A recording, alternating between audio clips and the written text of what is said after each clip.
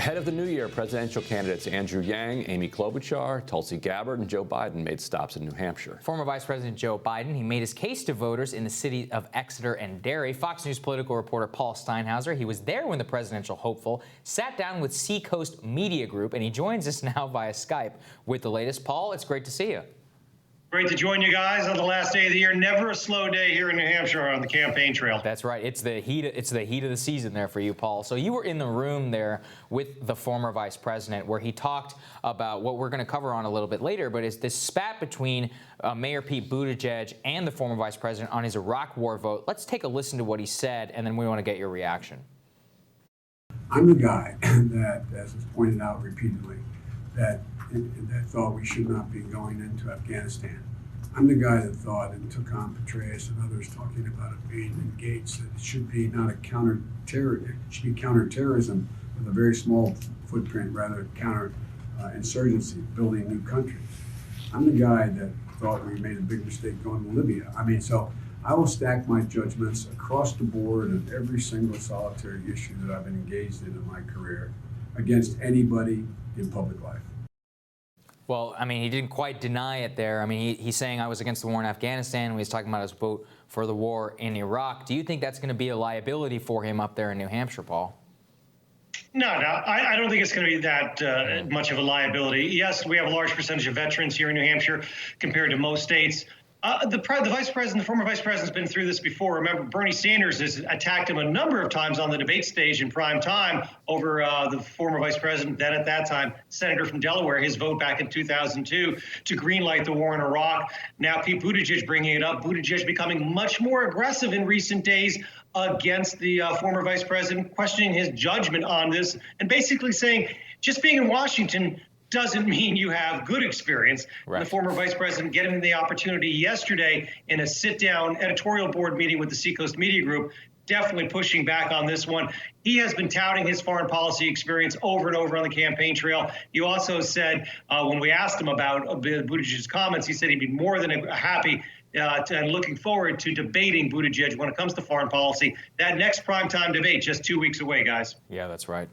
So people who've been watching the campaign just through snippets on television don't really get a full sense of the candidates on the trail.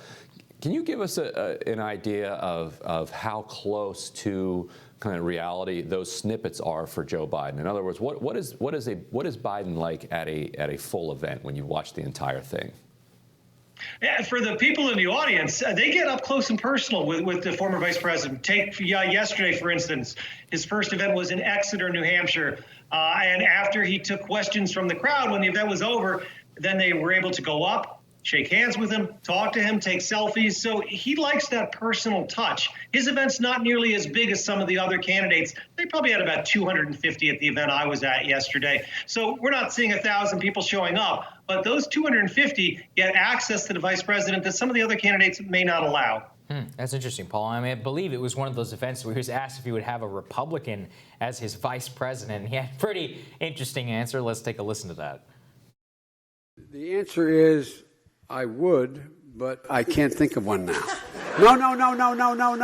Look, no, I'm serious. No, here's what I mean. Let me explain that. There's some really decent Republicans that are out there still. But here's the problem right now of the well-known ones. They've got to step up. Whomever I would pick, were I fortunate enough to be your nominee, I'd pick someone who was simpatico with me, who knew what my priorities were and knew what I wanted to do. We could disagree on tactic, but strategically we'd have to be on the exact same page. It's an interesting move there, Paul. I believe, I think you were saying before that it might have been a play in order to get some of these 20% of the independents who vote in the primary in order to get on his side, but did not endear him to a lot of Democrats, particularly the younger ones. Yeah, it may be a turnoff to some on the left, the progressive base of the Democratic Party. But you know what? Joe Biden's probably not going to win those voters anyway, at least here in New Hampshire and in Iowa, the first two states. He all along has said, unlike some of his rivals for the nomination, that you need to cross the aisle, work with Republicans to get things done. He has emphasized that over and over since he jumped into the race back in late April. So not out of the ordinary for him to say something like this. Also kind of a lighter moment for the vice president. You see how he kind of tries to get himself out of trouble there a little bit. That's kind of his style, that moment happening in Exeter. And it was, listen, it went viral. I wrote about it for Fox News, got a lot of coverage. Yeah. CNN, the other networks as well. I'm sure you guys did as well. Got a lot of coverage. That's right. So, Paul, for him to say that he wants somebody who's simpatico with him but just disagrees on tactics, but then to also say that he's open to a Republican, as far as I can tell, that leaves open two possibilities. You know, either he has a Republican ideology, that he would be simpatico with a Republican, or he's just delusional. Or, I guess, a third possibility, that it's just a political gesture and he's not serious about it. What's your guess on those three? Probably closer to the third, right? Yeah. Though, again, he emphasizes as he campaigns that he's meaning the Democrats, we need to work with Republicans. So I highly doubt that if he wins the nomination, he'll be picking a Republican as his nominee. But he's not going to rule it out on the campaign trail, because if he said that, that would be an even bigger story. Mm-hmm. And then the other final basis that was really interesting that you talked about with him was about impeachment and that subpoena. He made wishy-washy on whether he would go or not if subpoenaed, if Hunter Biden was brought into this. Let's take a listen to that answer. My feelings are that I am not going to legitimate what this president is trying to do. Obviously, if I was subpoenaed, I'd respond. But there is no legitimacy whatsoever to my being subpoenaed to testify in his impeachment. The issue is, what did he do? What did he do? Everyone in his administration has testified to what I did. Nobody except those thugs and Rudy Giuliani has made any assertions. What I did. The question is what he did.